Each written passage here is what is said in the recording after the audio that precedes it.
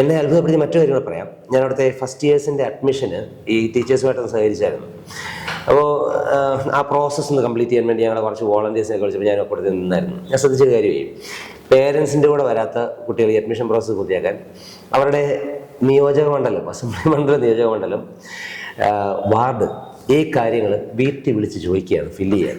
സാറേ 18ാമത്തെ വയസ്സിൽ വോട്ട് ചെയ്ത് 4 വർഷം കഴിയുന്നവനാണ്, ഇപ്പോഴും നിയോജക മണ്ഡലം അറിയത്തില്ല, അത് വീട്ടിൽ വിളിച്ച് ചോദിക്കുന്നത്. അപ്പം ഞങ്ങൾക്ക് അങ്ങനെയാണ്.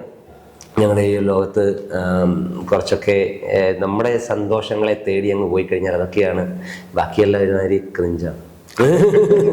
സാർ 2 പ്രാവശ്യം വേർഡ് യൂസ് ചെയ്തോണ്ടാണ് ജെൻസി വേർഡാണ് ശരിക്കും പറഞ്ഞിട്ടുണ്ടെങ്കിൽ. അതെല്ലാം നമ്മൾ മനസ്സിലാക്കിയാൽ മാത്രമേ നമുക്ക് ഇവരോട് ഇടപഴകാനും അവരുടെ കാര്യങ്ങൾ മനസ്സിലാക്കാനും പറ്റുള്ളൂ. ഭാഷ പരസ്പരം മനസ്സിലാകാത്തത് നമുക്ക് പിടികിട്ടത്തില്ല. ഫോർ എക്സാമ്പിൾ, ഒരു കുഞ്ഞ് ഈ വീട് എന്തൊരു ഡാർക്ക് സീനാണ് എന്നൊരു കുഞ്ഞ് 2-3 പ്രാവശ്യം പറഞ്ഞു വെച്ചു, അതിനൊറ്റ അർത്ഥമുള്ള ആ വീട് അവനെ മടുപ്പിച്ചു തുടങ്ങിയിട്ടുണ്ട്. ശ്വാസം മനസ്സിലാവണം, ഡാർക്ക് സീനാണെന്നുള്ള കാര്യം. അമ്മ വരുന്നുണ്ട് സ്കൂട്ടായിക്കോ എന്ന് പറഞ്ഞാൽ അമ്മ ഒന്ന് ലൈറ്റ് ഇട്ട് പോരുത്.